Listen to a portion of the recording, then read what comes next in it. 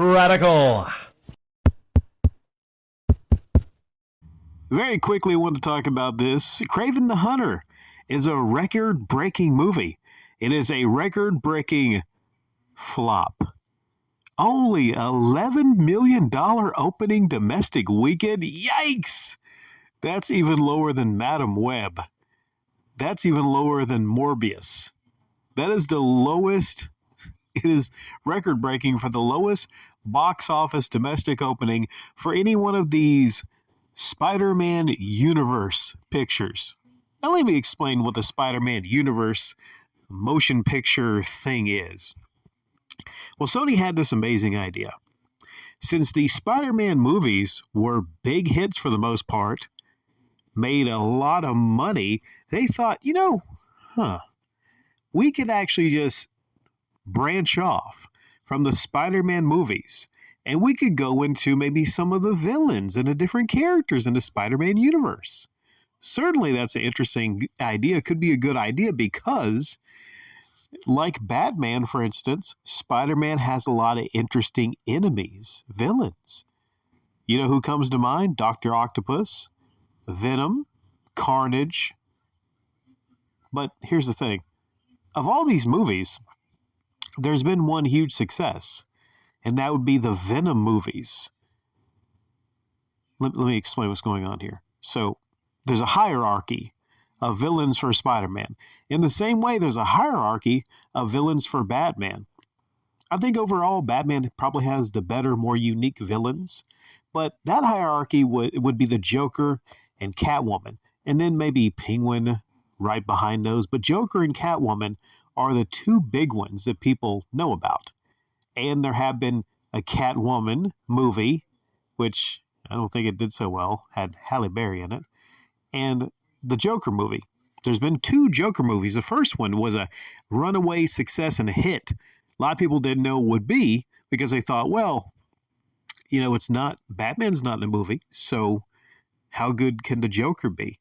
Well, the first Joker movie was heavily regarded as one of the best movies of that year when it came out.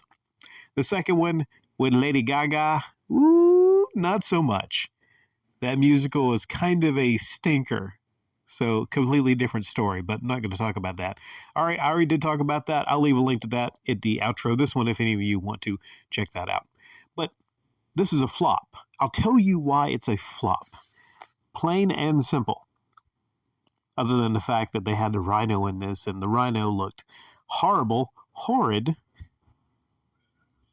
I don't know how hard it is to just get a big, muscular guy, and put the Rhino costume on him. How hard is that? But they got this guy looking just, oh my goodness, I don't know if I have a picture, but he just looks horrid in the movie. Horrid. I guess it's better than Paul Giamatti in a robot suit, a robot Rhino, but still, how hard is it to get the Rhino right? But here's the problem with this movie. With Aaron Taylor Johnson, who also I believe played as Quicksilver, but he was killed off as Quicksilver in one of the Marvel movies. He made a return here. Nothing wrong with him, the look. Has the washboard abs, the muscular physique. He could pull off Kraven the Hunter. Okay, nothing wrong with that person. But is that a marquee name for a movie with a Spider-Man, maybe third-tier villain in Kraven the Hunter, maybe second tier, not first tier? You kind of want to have a feature actor playing that part. Now, they do have Russell Crowe. Oh my God, it's Russell Crowe! You ever seen that South Park episode? I got to make a reference to that. Always do when discussing Russell Crowe. Making movies and making music and fighting around the world. Hey, you bugger! That was fucking hilarious episode. But yeah, so essentially the problem here is these movies, Madam Web, Morbius, Venom being the one exception, and Kraven the Hunter, these movies don't have the key thing to make a Spider-Man universe movie work at the box office. They don't fucking have Spider-Man in them. Spider-Man, hello? you kind of need Spider-Man. It's kind of like a bait and switch. Oh, we're going to give you a Spider-Man movie, but we don't have the Spider-Man to put in the movie. Huh?